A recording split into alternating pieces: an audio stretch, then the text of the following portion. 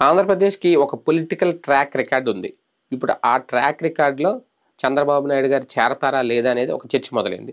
ఏంటి ఆ political track record అంటే వరుసగా 2 సార్లు అంటే రెండోసారి వరుసగా సీఎం అయిన లిస్ట్‌లో చంద్రబాబు నాయుడు గారు చేరతారా లేదనేది ఇక్కడ కీలకం. ఎందుకంటే ఇప్పటివరకు ఆయన ఇది 4గోసారి సీఎంగా చేస్తున్నారు కాబట్టి కానీ వరుసగా రెండోసారి అయితే ఆయన సీఎం అవ్వలే.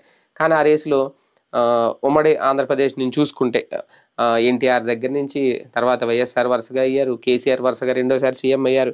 ఆ లెక్కలు చూసుకుంటే గనక అప్పట్లో 1983లో ఎన్టీఆర్ తొలిసారి సీఎం అయ్యారు. అప్పట్లో నాదెండ్ల భాస్కర్‌రావు ఎపిసోడ్ తర్వాత ఆయన మళ్ళీ 1984లో అసెంబ్లీని రద్దు చేసి 1985లో ఎన్నికలకు వెళ్లారు.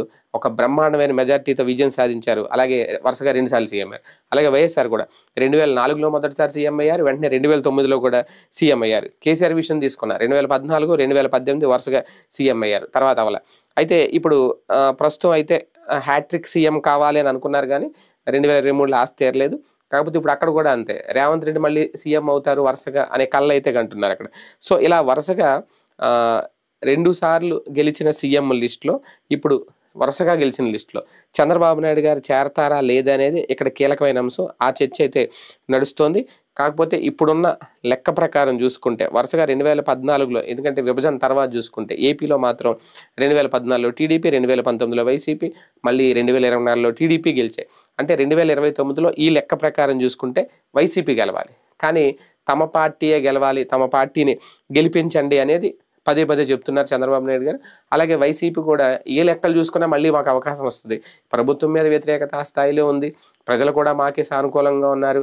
అలాగే ఆంధ్రప్రదేశ్ ప్రజల నాడి వాళ్ళ ఆలోచన తీరు చూస్తే ఒకసారి వాళ్ళకి ఒకసారి వీళ్ళకే ఛాన్స్ ఇస్తున్నారు కాబట్టి ఈసారి మాకు అవకాశం ఇస్తారు అనే భావనలో కూడా వైసీపీ ఉంది. సో ఇటువంటి నేపథ్యంలో ఆ తమిళనాడు తరహా రాజకీయాలకి బ్రేక్ వేసేలాగా బాబు గారి నిర్ణయాలు కనుక పని చేస్తే వర్కౌట్ అయితే ఆ రికార్డు సొంతం చేసుకుంటారు బాబు గారు. మళ్ళీ ఇంకొకసారి వరుసగా కనుక ఇప్పుడు కనుక సీఎం అయితే ఆ లిస్టులో ఆ ట్రాక్ రికార్డ్ లిస్టులో బాబు గారి పేరు చేరుతుంది. అది సాధ్యం అవుతుందా లేదా అనే చర్చ కూడా మొదలైంది.